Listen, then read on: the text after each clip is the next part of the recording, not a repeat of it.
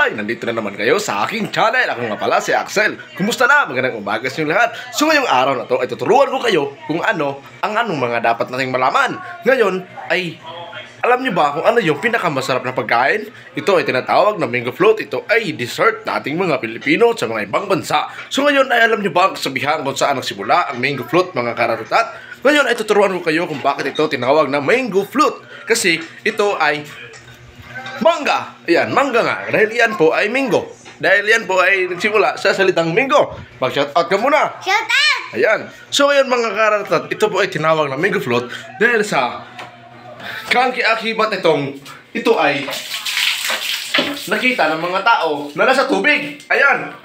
Mango float. Hindi lang siya nagpo-float kasi lumulugdang siya.